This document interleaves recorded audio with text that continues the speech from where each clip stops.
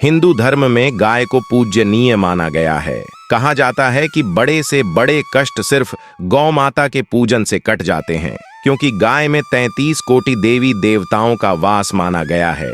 गाय की सेवा से सभी देवी देवता प्रसन्न होते हैं, साथ ही परिवार को सुख समृद्धि और अच्छे स्वास्थ्य का वरदान मिलता है। गाय की सेवा से कुंडली का कोई भी दोष दूर हो सकता है और पितृदोष आदि के कारण आने वाली बाधाओं से भी मुक्ति मिलती है। गाय को हिंदू दर्शन में मां का सम्मान दिया गया है। शिव पुराण एवं स्कंद पुराण में कहा गया है कि गोसेवा और गोदान से यम का भय नहीं रहता है। गाय के पैरों की धूल का भी अपना महत्व है। गरुड़ पुराण और पद्म पुराण में गाय के पांवों की धूल को पाप विनाशक माना गया है। ज्योतिष एवं धर्मशास्त्रों में बताया गया है कि गोधूली वेला विवाह आदि मंगल कार्यों के लिए सर्वोत्तम मुहूर्त है।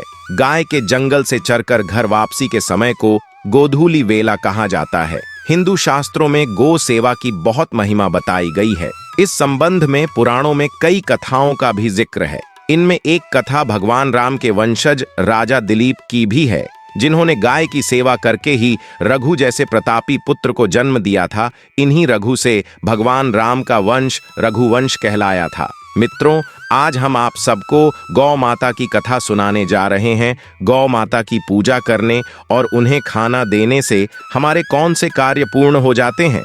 इस कथा को सुनने के बाद आप सब बहुत प्रसन्न होंगे और आपके कष्ट दूर हो जाएंगे। चलिए कथा को प्रारंभ करते हैं। एक समय की बात है, क्षीर सागर में भगवान विष्णु शेषनाग की सैया पर लेटे थे और माता लक्ष्मी पास में बैठी भगवान विष्णु के पैर दबा रही थी। पैर दबाते दबाते वह अचानक से रुक गई। तभी भगवान विष्णु माता लक्ष्मी से पूछते हैं, क्या हुआ देवी, रुक क्यों गई? आप क्या सोच रही हैं? तभी माता लक्ष्मी ने कहा, प्रभु, आप तो तीनों लोक के स्वामी हैं और त्रिकालदर्शी भी। आपको सब पता है, मेरे मन की कोई भी बात आज तक छिपी है। मेरे मन में क्या प्रश्न है, प्रभु आपको भली भांति पता है। भगवान श्री विष्णु कहते हैं, हे देवी लक्ष्मी, मैं आपकी चिंता को जानता हूँ और यह भी जानता हूँ कि आप समस्त मनुष्य जाति और जगत के कल्याण के लिए ही चिंतित हैं। आप निसंकोच होकर पूछे, आपके मन में जो भी प्रश्न हो। फिर देवी लक्ष्मी कहती हैं, भगवान यदि आप चाहते हैं तो मैं आपसे एक प्रश्न पूछने की चेष्टा करती हूँ।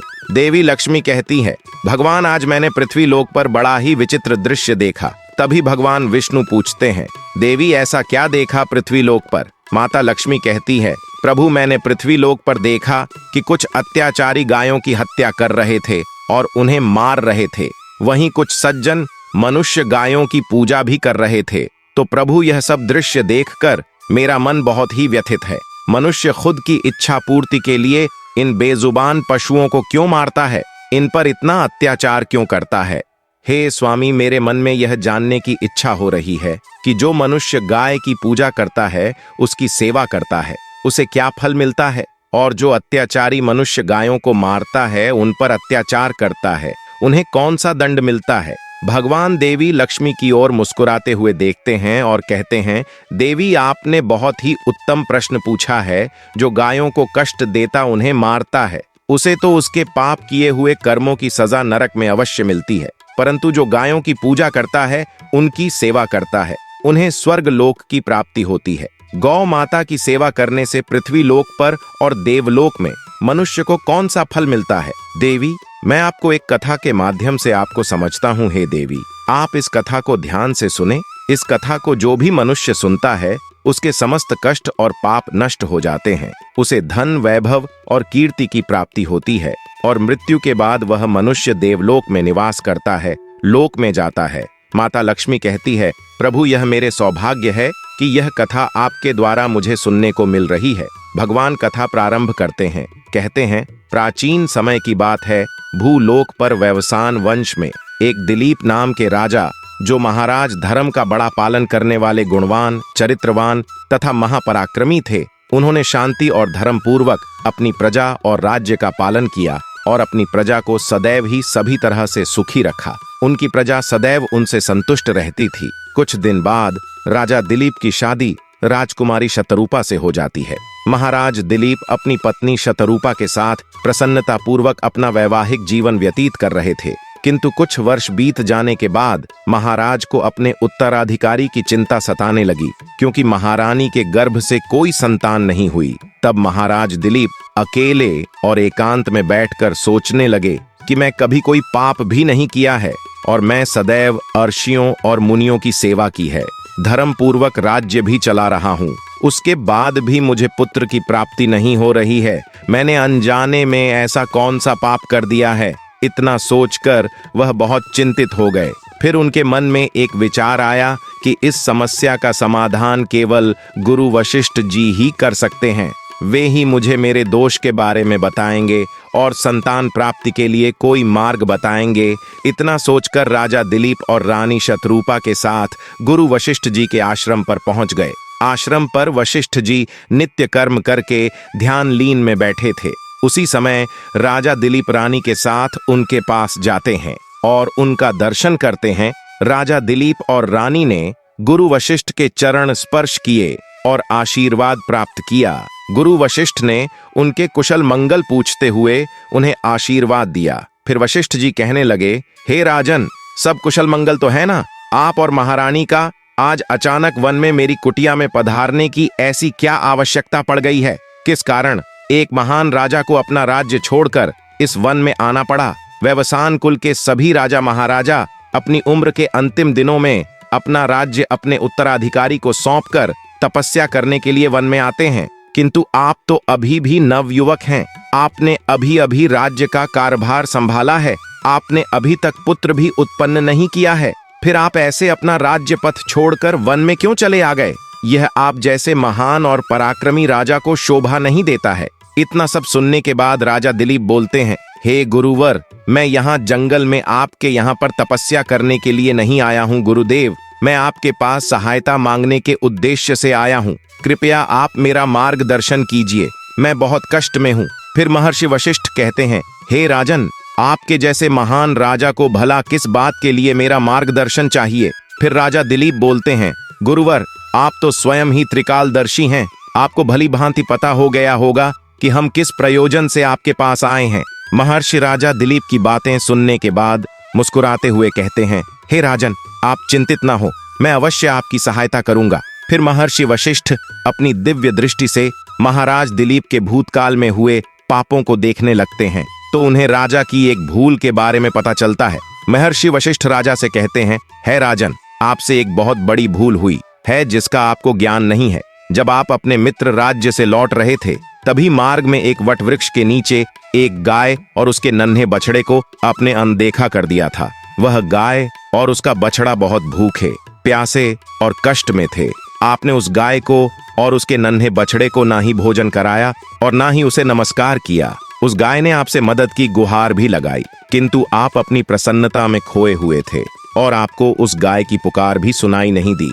आपके इस व्यवहार को देखकर वह गाय अत्यंत दुखी हुई और उसने आपको श्राप दे दिया है। हे राजन, जो मनुष्य गाय को कष्ट में देखकर उसकी सहायता नहीं करता, भूखी गौ माता को भोजन नहीं कराता, तो उसे महापाप लगता है और इस गाय के श्राप के कारण आपको संतान सुख की प्राप्ति नहीं हो पा रही। गुरु वशिष्ठ ने राजा दिलीप को उनके द्वारा किए गए पाप के बारे बता देते हैं, जिसे सुनकर राजा दिलीप बहुत दुखी हुए और अपने आप को मन ही मन कोसने लगे और पश्चाताप करते हुए कहने लगे, गुरुवर, इस श्राप से मुक्ति का कोई रास्ता बताइए। गुरुदेव, मैं अपनी इस गलती को सुधारना चाहता हूँ, कृपया आप ही मुझे कोई उपाय बताइए जिससे कि मैं इस पाप से मुक्ति पा सकूं। मेरा यह अपराध क्षमा पात्र नहीं है, किंतु फिर भी मैं प्रायश्चित करना चाहता हूँ। फिर महर्षि वशिष्ठ कहने लगते हैं, हे राजन, आप चिंतित ना हो, इस पाप से मुक्ति पाने का कोई ना कोई उपाय अवश्य होगा। और वह थोड़ी देर सोचने के बाद बोलते हैं, राजन, आप मेरे आश्रम की कामधेनु नाम की गाय की सेवा करो। वह उसी गाय की पुत्री है जिसकी आपने सहायता नहीं की थी। आप इसे अपने साथ ले जाइए और अपनी पत्नी के साथ मिलकर गाय की सेवा करो, उसकी पूजा करो, वह तुम्हें अवश्य पुत्र प्रदान करेगी। तभी अचानक से वह कामधेनु गाय बाहर से उस आश्रम में प्रवेश करती है। उस गाय को अपनी ओर आता देखकर महर्षि वशिष्ठ बोले, हे राजन, आप भाग्यशाली हैं, देखिए, केवल स्मरण करने मात्र से ही कल्याण करने वाली यह गाय स्वयं चलकर आई है। यह गाय निश्चित ही आपके दुख दूर करेगी और आपके पापों का निवारण करेगी। आप जंगल में इस नंदिनी गाय के पीछे पीछे चलकर इसकी सेवा करो, जंगल में रहने वाले पशुओं से इसकी रक्षा करो और जंगल से वापस आश्रम में लौट आने पर रानी शतरूपा इस गाय की सेवा करें, पूजा आराधना करें। इससे प्रसन्न होकर यह गाय तुम्हें अवश्य ही पुत्र प्रदान करेगी।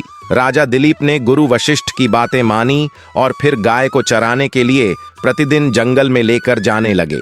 जब वह गाय चलने लगती तो महाराज उसके पीछे पीछे चलते, इधर उधर से हरी हरी घास लाकर उस गाय को खिलाने लगते। जब वह गाय किसी वृक्ष के नीचे बैठती तो उसके लिए तालाब से पानी लाते आदि और अपने हाथों से उसके मस्तक को सहलाते। इस प्रकार से महाराज उस गाय की सेवा में लग रहे। जब शाम हुई तो महाराज उस गाय के साथ आश्रम में लौट आए। आश्रम में पहुंचते ही उस गाय ने महाराज ने अपनी जीभ से चाटना शुरू कर दिया, जिससे महाराज का शरीर पवित्र हो गया और उसके सभी पाप नष्ट हो गए। उसके बाद महारानी शतरूपा ने आगे जाकर कामधेनु गाय के आगे हाथ जोड़े और विधि पूर्वक उसका पूजन किया और चरणों में मस्तक झुकाया। फिर उस गाय ने उस रानी की पूजा को स्वीकार किया और रानी पर अपनी दृष्टि डालकर उसके सभी दोष समाप्त कर दिए। गाय की दृष्टि पड़ते ही रानी अत्यंत पवित्र हो गई। इस प्रकार से राजा दिलीप को उस गाय की सेवा करते हुए 30 दिन बीत गए। फिर 31वें दिन महाराज जब गाय को लेकर जंगल में गए तो वह गाय चढ़ते चढ़ते कैलाश पर्वत पर चली गई। उसके पीछे पीछे राजा दिलीप भी चले गए। वहां उस पर्वत पर खड़े होकर वह कैलाश पर्वत की सुंदरता को एकटक निहार रहे थे। इतने में ही अचानक से एक सिंह ने आकर उस गाय को बलपूर्वक दबोच लिया। राजा को उस सिंह के आने की आहट तक नहीं मालूम हुई। गाय ने जोर से कहा, महाराज मेरी रक्षा करो। राजा दिलीप ने गाय की तरफ देखा। कामधेनु गाय की आंखों से आंसुओं की धारा बह रही है, जिसे देखकर महाराज व्यथित हो उठे और उन्होंने तुरंत ही अपना बाण निकाला और धनुष की डोरी पर रखा और उस शेर को मारने के लिए प्रत्यंचा खींची। इस समय उस शेर ने महाराज की तरफ देखा।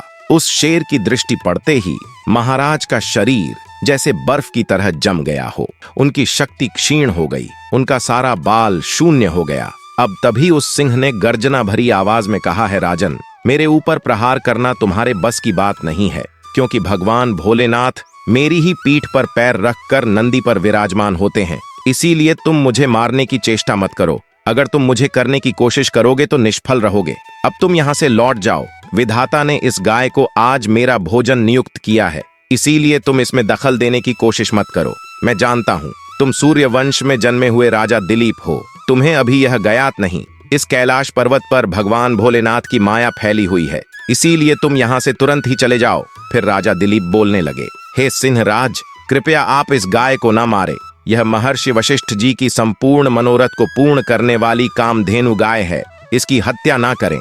इस गाय की रक्षा और सेवा करने का आदेश मुझे दिया है। इस गाय का एक नन्हा बछड़ा भी है जो घर पर इसकी राह देख रहा है। मैं इस गाय को इस हाल पर मरने के लिए छोड़कर नहीं जा सकता। इसीलिए हे सिंहराज, मेरी आपसे विनती है कि आप इस गाय को जीवन दान दो। इस गाय के बदले में मैं तुम्हें अपना शरीर समर्पित करता हूँ, जिससे तुम्हारी भूख भी शांत हो जाएगी और इस गाय की रक्षा भी हो जाएगी और मेरे वचन का पालन भी हो जाएगा। साथ ही गौ रक्षा के लिए प्राण त्यागने से मुझे उत्तम गति की प्राप्ति होगी। इतना कहकर महाराज दिलीप उस सिंह के सामने हाथ जोड़कर बैठ गए और आंखें बंद की। फिर अचानक से राजा के कानों में आवाज सुनाई पड़ी, पुत्र उठो, मैं तुम्हारी सेवा से अत्यंत प्रसन्न हूँ। यह सुनकर महाराज उठ खड़े हुए और उन्होंने अपने सामने उस गाय को देखा और वह शेर कहीं दिखाई नहीं दे रहा था। तब वह कामधेनु गाय राजा से कहने लगी, हे राजन, यह सब मेरी ही माया रची हुई थी। मैं तुम्हारी परीक्षा ले रही थी। तुम अपने प्राण देने के लिए तैयार थे, इसीलिए मैं तुम पर बहुत प्रसन्न हूँ।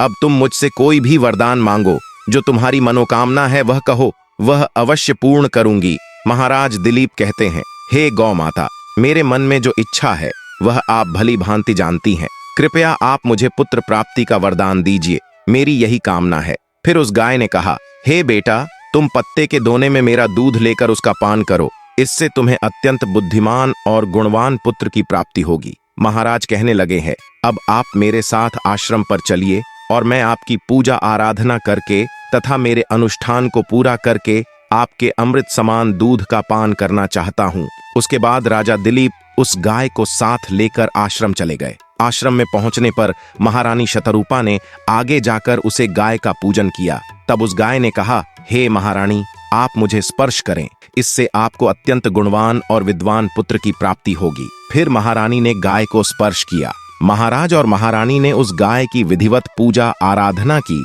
और उनके अमृत के समान दूध को प्रसाद समझकर ग्रहण किया।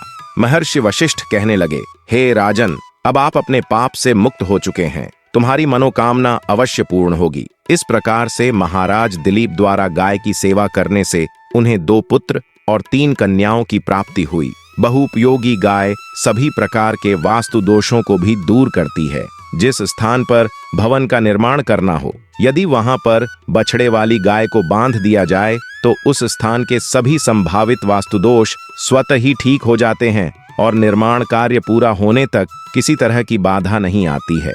मित्रों, आप भी प्रतिदिन गाय की सेवा करें, गाय को रोटी खिलाएं, गाय की इन पापियों से रक्षा करें। आपके भी सभी कार्य सफल होंगे। आपको यह कथा कैसी लगी, कमेंट करके जरूर बताएं। धन्यवाद।